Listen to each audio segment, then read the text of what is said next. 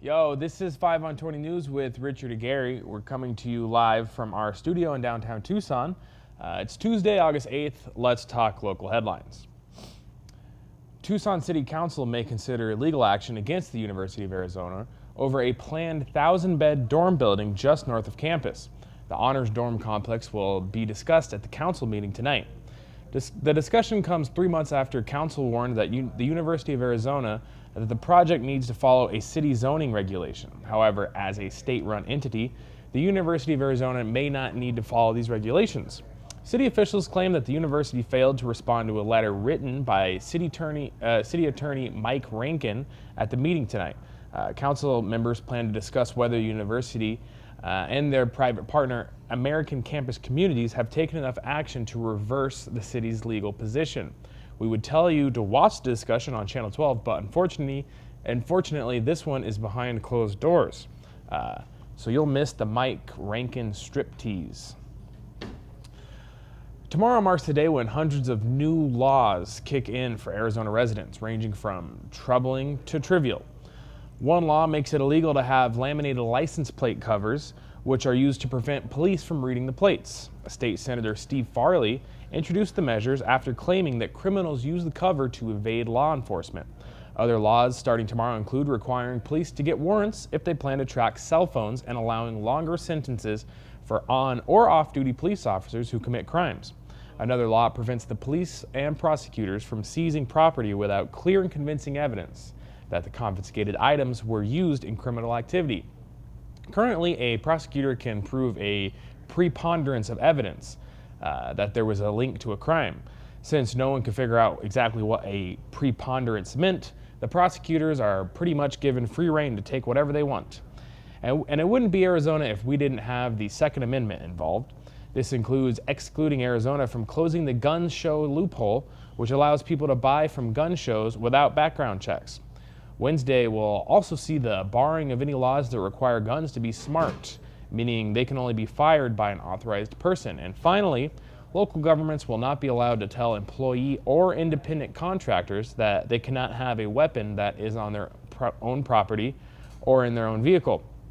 With this much ammunition, lawmakers say that next year they'll pass a law to make it illegal to drive without a gun.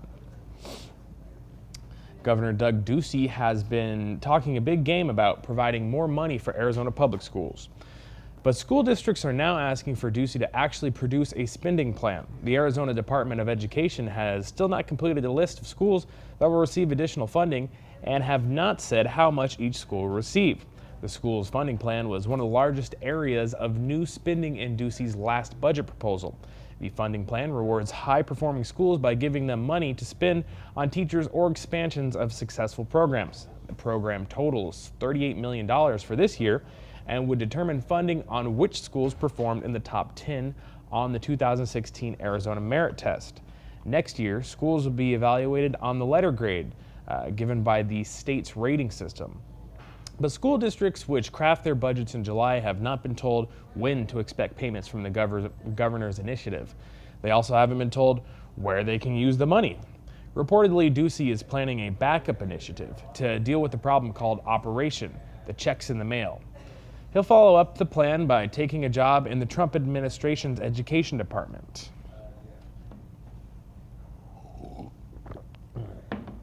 The Ninth Circuit Court of Appeals ruled last week that a wiretap ordered by Maricopa County prosecutor in 2011 case may have been illegal. The three-judge panel ruled on Wednesday that a federal law requires that the principal prosecuting attorney need to sign off on a wiretap, not just a prosecuting attorney. Maricopa County Attorney Bill Montgomery authorized deputy county attorneys to apply for wiretaps, even though there was evidence that Montgomery didn't know key details of the case. The wiretapping involved Manuela Villa, whose phone conversations were recorded by law enforcement during a 2012 narcotics investigation. Villa was never a target of the probe and was never charged with a crime. She sued Maricopa County, alleging that her privacy was breached by the wiretap. According to the case, Villa's conversations were intercepted by wiretaps, although she hasn't been involved with the case. Her lawyer, Cameron Morgan, said that in Arizona, there are about 15 to 20 wiretaps investigations every year and numerous wiretaps within each investigation. She said that this means that thousands of people can have their phone calls intercepted and their privacy invaded by the government. In order for a prosecutor to order a wiretap, he must provide a full statement showing that he understands the crime involved. The failure of the other methods to get information and the future attempts are unlikely to succeed. The court found that Montgomery didn't make an effort to know these details in the case, while the court found that the wiretaps were misguided. The court ruled that VIA could not seek damages because a wiretap application was carried out in good faith. Montgomery announced last Thursday that his office would challenge the ruling. If that doesn't work out, there's always the wiretapping option. Pinal County has set up a specialized court for defendants with mental problems in order to keep them out of the criminal justice system. Last month, Judge Stephen McCarville signed an administrative order calling the establishment of mental health treatment court. The program is therapeutic, post-sentence court for defendants placed on supervised probation. People with mental illness are referred to the court by the county attorney's office or the probation department. The defendant's case is then considered by the court staff to determine if the person's situation is appropriate for the program. The offender then goes through outpatient treatment at a mental health facility while checking in with the court every week. If the defendant doesn't follow the terms of the treatment, then they can have their probation revoked. Pinal Court Administrator Todd Zweig said that the goal is to keep people with troubled minds out of the criminal justice system. The move follows a sharp increase in mentally ill people in the probation system. Rather than risking reoffensive, the system seeks to keep them from landing back in court. Private prison company Core Civic reportedly announced that they would increase their investments in mental health clinics. Ooh, this is a good one. I wanted to take a moment to talk to you about the program you're watching right now. Here on 5 on 20 News, we're undertaking a new kind of citizen journalism. We're going to give you the news as we see it, and we want more people to speak up with this. We need writers, hosts, anchors, camera people, sound people, the whole gamut, especially today. The times require a new way of informing ourselves, so join us. Do it now. Email us at info@creativetucson.org to get involved. And if you think there's a story we're missing, a person we should interview, an upcoming event we should cover, or have any news tips for us at all, shoot us an email at creativetucson.org. We're here for you, and we want to cover all stories from all points of view, so don't be strangers. Now on to national and international news. The average temperature in the United States has risen dramatically since 1980 and has been the warmest in the past 1,500 years, according to a new report from 13 federal agencies. While reports of the country experiencing warming have been common, this is the first report that has been agreed upon by so many government agencies. The study by the National Climate Assessment is mandated by Congress every 4 years. The New York Times received a draft for the report, but it hasn't been officially released because it needs to be signed off by the president.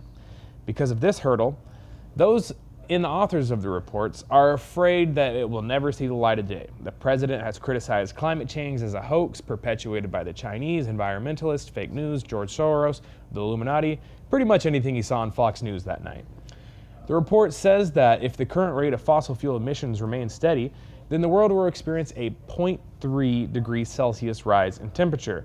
While it may not sound like much, scientists say that the difference between 1.5 degrees Celsius and 2 degrees Celsius rise could be catastrophic. They say that it would cause longer lasting heat waves, more intense rainstorms, faster disintegration of coral reefs. In the United States, the report found with very high confidence that the number of severity of cool nights have decreased since 1960. In the same time span, the number and severity of warm days have increased. With a medium degree of confidence, the report linked rising temperatures with human causes in the western and northern parts of the country. However, they found no direct link in the southeastern United States. One major hurdle remains is that the EPA is one of 13 agencies that has to approve the report. EPA Chief Scott Pruitt has been a firm denier of climate change and has been known to be friendly to the gas and oil industries. Responding to the leaked draft, Pruitt said that the concept of the study was created by and for the Chinese in order to make the United States manufacturing non-competitive, capped with his speech off with enthusiastic sad.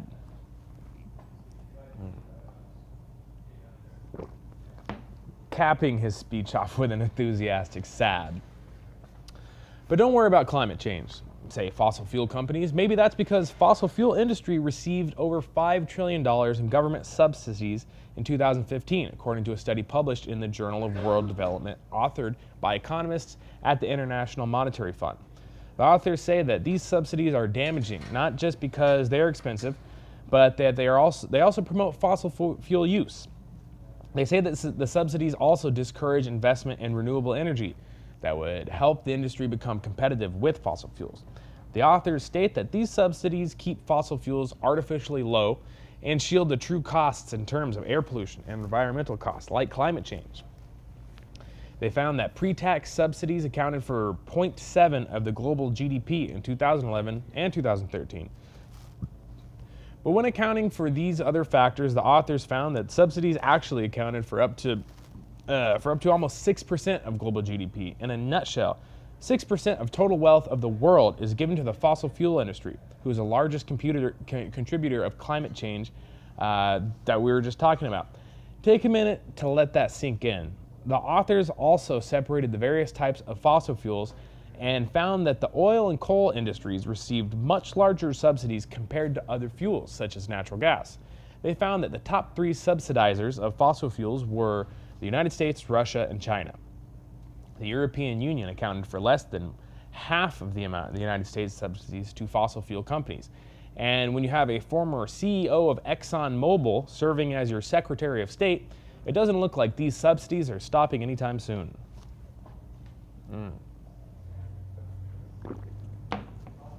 And it doesn't stop there, because employees at the United States Department of Agriculture, or USDA, are reportedly being told to avoid using terms climate change in their work. Instead, they've been told to use more ambiguous terms like weather extremes instead. The Guardian obtained a series of emails between staff at Natural Resource Conservation Service and the USDA unit that oversees farmland conservation. In one of these emails, there was a list of terms such as climate change, reduce greenhouse gases, and sequester carbon, along with these explanations of alternative terms that employees should use. For example, the term climate change adaptation is now changed to resilience to weather extremes. Meanwhile, the earth shook as George Orwell rolled over in his grave. The Trump administration also announced that henceforth the term Muslim ban will now be known as gently adjusting to Aryan norms. Israeli Prime Minister Benjamin Netanyahu is suspected of bribery, fraud, and breach of trust, according to police. Netanyahu has been accused of accepting gifts of cigars and champagne from a Hollywood billionaire named Arnon Milchan. In return, Netanyahu reportedly lobbied for former Secretary of State John Kerry to give Michelin a U.S. visa. In another case, Netanyahu is also accused of offering favors to Aaron Moses, who runs the newspaper Yedioth Ahronoth. Netanyahu offered to cut the circulation of a rival newspaper if Moses agrees to print favorable coverage of the prime minister. A spokesman for Netanyahu denied the charges and said that it is an attempt to change the Israeli government, but the investigators have secured a gagging order as they try to convince Netanyahu's former chief of staff to testify in the case. The gag order remains in force until September 17th, when Netanyahu will start his yearly tear gassing of Gaza to unwind. Various groups are lobbying to change Obama-era tax regulations that the Treasury Department has marked for possible elimination. The rules are being targeted in response to an executive order signed by the president in April. The order instructed the Treasury to review significant tax rules released after January 1, 2016. Public comments were due yesterday to determine which of the rules would be targeted. The Treasury identified 8 rules that they say impose an undue financial burden on taxpayers. The most significant of these is a tax rule that makes it more difficult for United States corporations to merge with a foreign company to avoid paying taxes, a practice called inversion. Business groups such as the United States Chamber of Commerce say that the rule should be repealed because it requires burdensome documentation. The National Association of Manufacturers said that the rule is unnecessary and add another layer of complexity and bureaucracy to transactions. But groups such as the Financial Accountability and Corporate Transparency, or FACT, say that the rule curbs abusive corporate tax avoidance practices. Business groups countered by claiming that paying taxes is un-American because of Boston Tea Party and all that history stuff. This was 5 on 20 News. My name is Rich Aguirre. Thank you for watching. Don't forget to like and share. Like this video, share this video on all your social media platforms. Subscribe to our YouTube channel and like us on Facebook. That way you'll receive all the Creative Tucson content. Feel free to bother us at info/creativetucson.org. And thank you for hanging out with us. Stay creative, Tucson.